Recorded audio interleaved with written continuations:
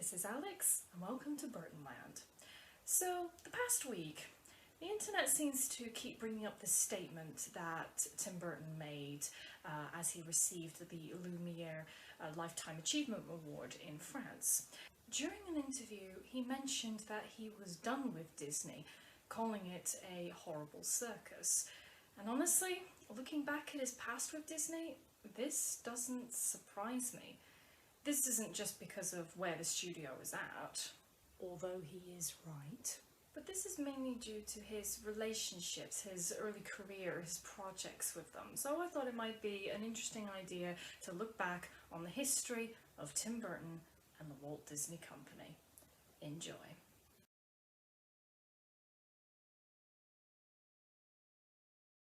Burton's relationship with Disney is complicated.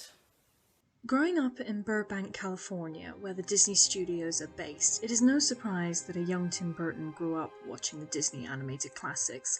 While he was more connected with horror and Universal monster movies, he was still a fan of the animated features. He stated they had a mixture of feelings, experiencing emotion, joy, humour, and darkness. As well as being a lover of movies, he had another love, which is as much a part of his life as his filmmaking, and that's his drawing. With this newfound enjoyment, he thought he could make a living as an animator and managed to earn a scholarship to Cal Arts, studying under a program set up by Disney to train future animators. Disney was pretty much the only major company that primarily focused on animation, so for someone who loves movies, animation, and drawing, this seemed too perfect, but already Burton felt odd. Even though he was taught by past Disney animators, he felt that he needed to learn and draw and do things the Disney way. However, he still used his own style and created a short called The Stalk of the Celery Monster, about a scientist making horrific experiments on a woman with a monster henchman, only to find out he was a dentist. While not much of the short exists, it managed to get Burton the job as an animator. While he looked up to his boss Glenn Keane, who would later go on to become a supervising animator on Ariel from The Little Mermaid, The Beast from Beauty and the Beast, Aladdin, Pocahontas, and Tarzan, Burton felt his first assignment trying to draw cute foxes for The Fox and the Hound didn't go as well, as he still couldn't grasp the Disney style. The next project felt more suitable, The Black Cauldron, where he was hired as a conceptual artist, and so did his own drawings for the more darker toned areas of the film, but unfortunately not a single piece was used. This made Burton feel at odds with the company, as here you are, hired at the greatest animation company, and yet there seemed to be no room to show individuality. It was either do the Disney style, or you got no chance. Try to put yourself in his mind at this point. He has always felt out of place from his environment. Everything seems to be telling him that he's the different one, he's the other, he's the outsider. And for a long time he started to believe it, especially in his teenage years, to a point where he felt it extremely hard to connect to anyone, started to become extremely silent and antisocial, constantly feeling that he was the problem. Then finding his use of drawing to make a career out of it, being among other people who have the same passion, and yet still being told that he's doing it wrong, when he always thought that art was supposed to be his own. So even in an environment that felt idealistic at the time, he still felt completely out of place. Burton ended up feeling depressed from either hiding in closets, sleeping under the desk, or even sat upright with the pencil in hand in case the bosses came in so he could quickly wake up and start drawing. And when he had to take his wisdom teeth out, he clipped the pads out just to let it bleed out. Hey Tim. You okay?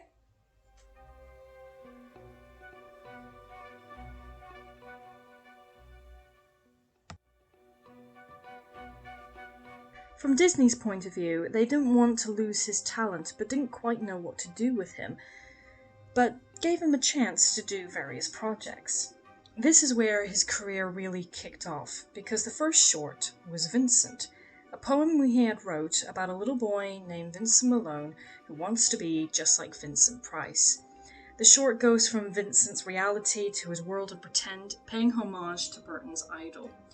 He sent the poem and storyboards to Vincent Price himself to ask him to narrate, and thankfully he accepted. Even though Disney tried to make it more lighthearted, including an ending involving Vincent's dad coming back and playing with him, Burton believed that this would somehow make it darker, as the short was seeing the world through Vincent's eyes. The visual style is very German expressionistic, which is something we see a lot in Burton's work, and it is always gorgeous to look at. The shadows, the angles, and of course, Burton's own style of drawing come into life. It also has a wicked sense of humour and an open ending, which again we will see in future films. It was also made using stop-motion animation, as this form Burton always felt drawn to, more due to his inspiration from Ray Harryhausen. They then let Burton direct a short for Disney Channel's fairy tale series Hansel and Gretel to premiere on Halloween. However, he decided to use a Japanese cast, being inspired by Godzilla and martial art movies, loving the Japanese style. It's pretty much the fairy tale we all know, but of course there are a few twists, such as the stepmother being played by a man but also playing the witch. The father is now a toy maker instead of a woodcutter, which provided a chance to have interesting designs, and a new character, a gingerbread man who forces Hansel to eat him. This fairy tale seemed to fit Burton the most, as it follows a theme that occurs throughout his films, that not everything is as it seems. But the one thing that fascinates me about this short is everything on screen looks like it comes straight out from his sketchbook, and seeing it come to life, I love. It only aired once, but thankfully it can be viewed online and well worth checking out as an interesting look at his early work, and it's sort of interesting seeing the evolution of his filmography. The final short to talk about is a take on the Frankenstein story, but instead with a dog which became Frankenweenie. Starring Shelley Duvall and Daniel Stern, it follows a young Victor Frankenstein in a suburban neighbourhood and his beloved dog named Sparky, who gets hit by a car one day, and so Victor resurrects him. The inspiration not only came from Burton's love of Frankenstein, but from his experience with his childhood dog Pepe, who was told wouldn't live long, but yet stayed around a lot longer than expected, so death was lingering around him and the first feeling of grief for a child that had a pet. There are other homages to Frankenstein, including the stitches with the electric bolts, the neighbours becoming the angry mob, the climax taking place on a windmill, only this time on a miniature golf course, and a poodle displaying the iconic Bride of Frankenstein hairstyle. The plan was for Frankenweenie to be released before showing a re-release of Pinocchio, but parents were freaking out because it had a PG rating before G-rated film. Have any of you guys recently watched Pinocchio? There are plenty of darker stuff in that film. I mean, do I need to remind you of Pleasure Island? While it mirrors the Frankenstein story, there is one thing that makes Frankenweenie stand out, and that's its charm. Making a simple story about a boy and his dog brought it warmth and love, but still embracing the dark tone and feeling that Frankenstein had. This is another major theme that Burton brings to his films.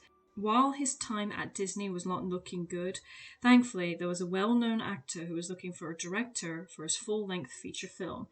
Paul Reubens was trying to find a filmmaker for his movie Pee-wee's Big Adventure, and after seeing Frankenweenie, he knew that Tim Burton was the perfect choice, and the rest is history. So whether or not he quit or he was fired from the company, I think the best quote from Burton can be summed up with, let's just say, I didn't work for them anymore. So he went on to do Pee-wee's Big Adventure, Beetlejuice, Batman, and Edward Scissorhands without Disney, and went on to become the hot new director at that point. It wouldn't surprise me if Disney thought that they had lost a great employee, but they knew how to get him back, and it was for a very personal project. The Nightmare Before Christmas. During his employment at Disney, Burton started developing a story including numerous sketches and a full-blown poem about the king of Halloween Town discovering Christmas Town and decides to take it over, but unfortunately, through no malice or intention, makes the night before Christmas turn into a night of terror. Now you're probably thinking, well, it's his sketches, it's his story, it's his characters. What right does Disney have over it? Well, unfortunately, because Burton pitched the idea to Disney execs, they had it in their vault and it was technically in their rights. And to make things even more tricky, Burton was already signed on to do a sequel to Batman, Batman Returns, which, yeah, let's just say he was already under amount of stress at that point.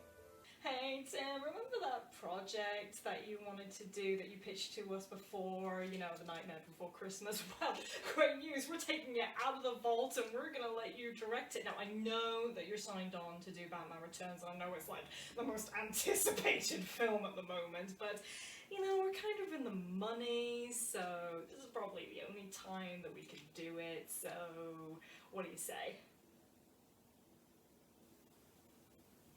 You guys have the worst timing ever. I've already talked about this in my video, The Confusion Behind Coraline, so I'll put a link in the description below if you want to know more about that.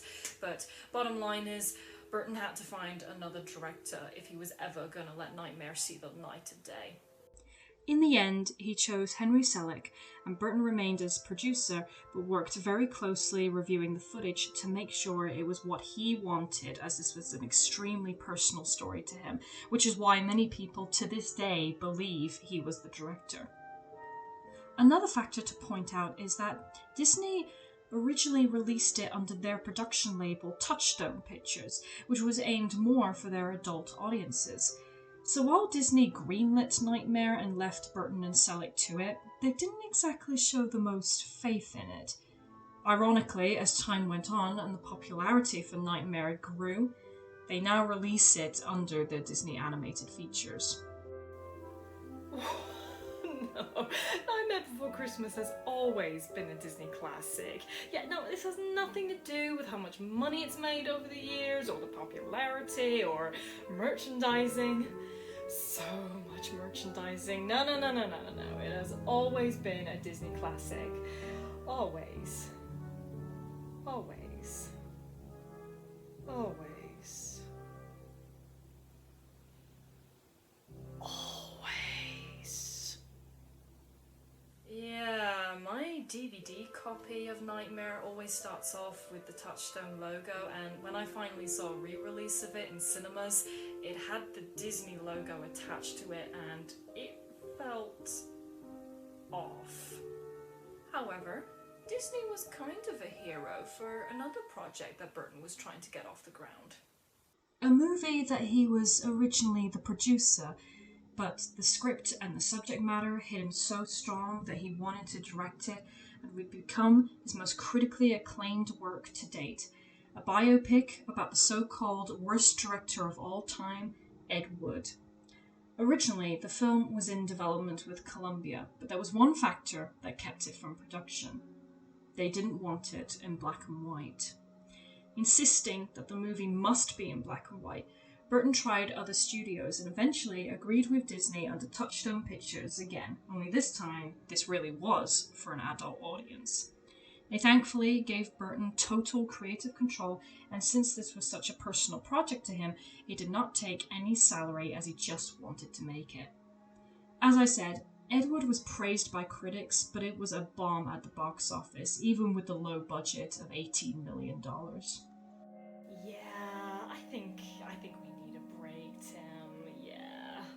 Yes, I know the critics loved Ed Wood, I know, and I know you got your 2 Oscars, but you know, it didn't make the money.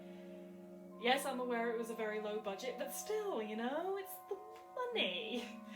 Actually, while I have you here, do you want to produce an adaptation of Roald Dahl's James the Giant Peach? Oh yeah, Henry Selick's directing. It's gonna be partly in stop motion. We will now jump from 1994 to 2010, when Burton worked for Disney again, or at least when they approached him. 3D seemed to be the trend at the time, and Disney pitched an idea of making a live-action Alice in Wonderland in 3D. These two elements intrigued Burton and ended up making a film about a grown-up Alice returning to Wonderland. But he wanted to make one thing clear.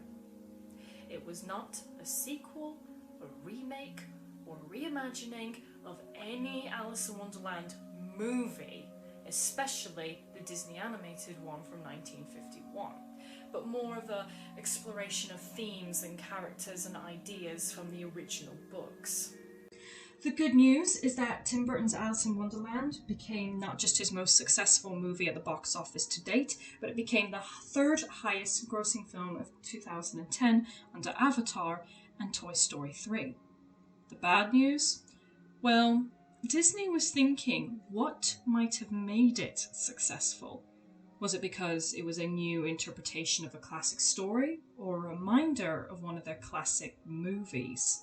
So, they ended up experimenting with their animated library. This led to Maleficent, a different take on the Sleeping Beauty story, and Cinderella, which was just a Cinderella story. Both seemed to do well, that they ended up making a Jungle Book remake and realizing that nostalgia was playing a huge part in making the big bucks. So, the new trend at Disney was making live-action remakes of their animated classics. However, as more were coming out, they just became more copy and paste of their animated counterparts, minus the magic and charm, with Beauty and the Beast, Aladdin, The Lion King, Mulan, Lady and the Tramp, and Pinocchio, with other films that were either sequels or interpretations of these stories. And there are more on the way. I believe from day one, people seem to be very split on these remakes. They either don't mind them or love them or absolutely despise them. But it doesn't matter, because in Disney's eyes, these movies were making millions. And they all say it started with Tim Burton's Alice in Wonderland. You know, the exact opposite in what he intended his movie to be. So it does surprise me that when Disney approached him to do a live-action remake of one of their animated features, he actually took it on. Looking through their library and finding a writer, Disney was aiming to make a live-action Dumbo and had Burton as their first choice as director. Mostly because Dumbo was one of their most beloved outsiders in their features, and Burton's whole filmography centers around the outsider, the other, the misperceived. Other factors including imagery of the circus, his love of animals, and the fact that a lot of Burton's outsiders use their uniqueness as an advantage. In this case, an elephant with abnormally big ears, using them to fly, and explore what would happen after finding out this revelation. Again, I've pretty much covered this in my review of Dumbo, so if you want to hear more about my opinions about it, I'll pop a link in the description below. So, if this is really going to be his last film with the Disney Company, I thought I might think about why it might be. And there might be quite a few reasons for it. Was it because Dumbo didn't do very well at the box office? Well, with a budget of 150 million, it made just over 350 million worldwide, so it wasn't a major flop. But let's be honest, it didn't make as much as the other two remakes that came out that year, Aladdin and Lion King. But let's be honest guys, those two movies were much more popular in the domain as far as animated features go. And as far as the marketing for Dumbo was concerned, it was pretty slim compared to the other two. Was it because Dumbo actually did something different, whereas Aladdin and Lion King were more copy and paste from the original? Maybe, but from the way I see it, I think it was much more of a subconscious feeling. And it turns out, in my Dumbo review, I was right. After making Dumbo, Burton realised that he had felt the same way as he did all the way back to when he was an animator. And in some cases, he may have felt even worse. As he looks back on his days at Disney when he was employed, he saw it more as a blessing in disguise now. He realised that at that point in time, Disney was at its darkest days. Walt had recently passed, and the studio kept thinking, what would have Walt wanted, or what would have Walt do in this situation? It's like they still needed his guidance, and his ghost was still lingering. And with new people coming in and sort of shaking the Disney formula, it almost felt like they were in a trap. Not only were they running on fumes from a creative point of view, but also financially. So in some ways, Burton saw this as a kind of freedom because he was able to do what he wanted to do with his vision and his style, and again, it did lead him the way to become the famous director we know him today. What's ironic is that when the animators actually stopped thinking about what Walt wanted, they actually started to make movies that I think Walt would have been proud of. Little Mermaid, Beauty and the Beast, Aladdin, Lion King, the list goes on. But now the studio has taken a different turn. They are an absolute giant in Hollywood, owning so much. Pixar, Marvel, Star Wars, 20th Century Fox, and even more. So they're definitely in the money, but are they there creatively? Well, people are slowly waking up and realizing that maybe Disney is not being as original despite all the resources they have. And these live-action remakes are a prime example of that. Burton may have realized that he felt exactly the same as he did before, except more on a business and legal perspective instead of a creative perspective. I don't think he sees the company that Walt originally intended to, and it appears that a lot of other people are seeing the same thing as well. And since he has come a long way since being an employee at Disney, but yet somehow still feeling exactly the same, I think he feels that, yeah, it's time to leave. For good? Who knows at this point? Looking back at his employment and his projects and his general feelings towards the company, honestly, this didn't come as a shock to me at all. Hopefully this may have shed some light on why he may have made that statement, and whether or not it is the end or not, you can definitely say his history with the Walt Disney Company has been a fascinating one. Anyway, I hope to see you guys later, and thank you for watching. Take care.